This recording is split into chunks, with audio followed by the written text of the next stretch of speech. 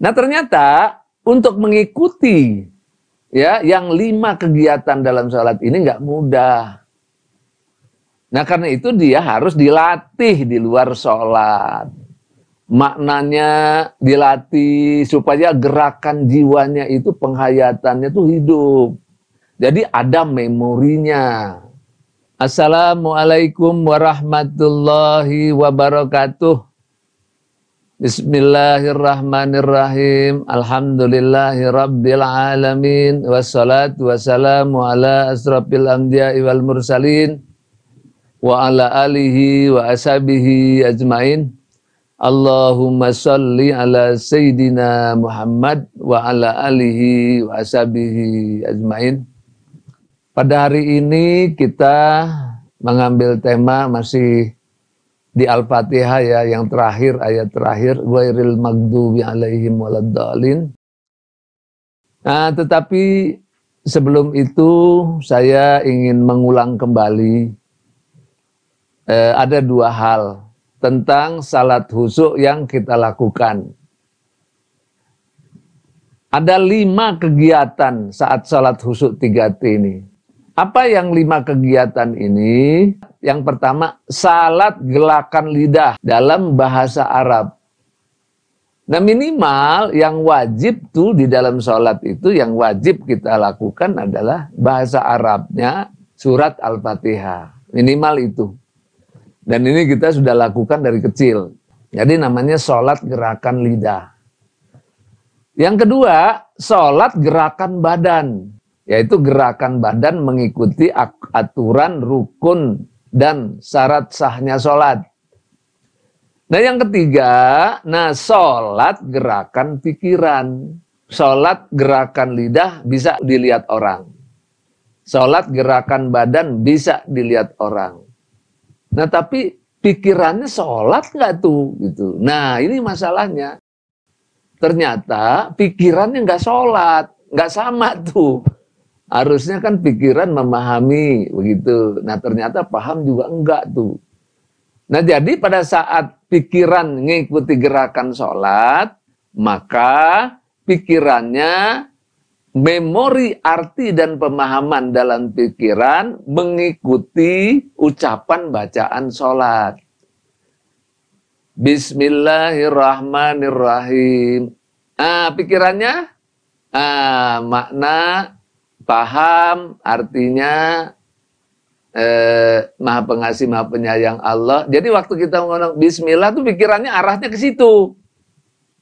Nah ini tafakur namanya. Ya. Jadi lidahnya langsung connect dengan pikirannya. Jadi sejalan tuh antara pikiran dan lidah tuh.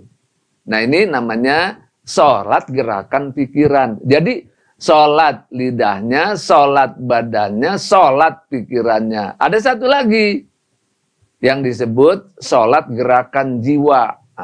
Jiwa itu bergerak, hidup.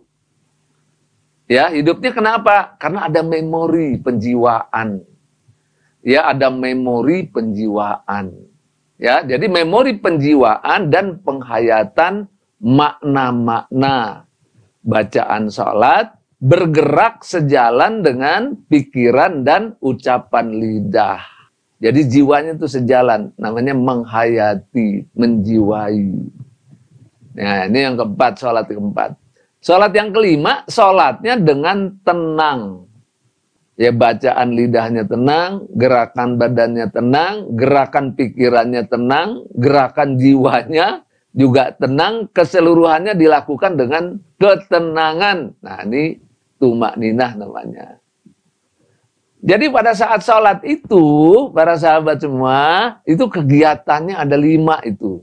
Nah kita udah berapa nih? Nah, udah berapa? Apakah cuma 2? Nah, berarti yang 3, 4, 5 enggak masuk. Nah, ukur aja tuh. Ya, ukur aja. Jadi kita ingat. Nah, inilah metode 3T. Dia itu benar-benar sholat ada 5 kegiatan yang pasti dalam diri itu. Nah, ternyata untuk mengikuti ya yang 5 kegiatan dalam sholat ini nggak mudah.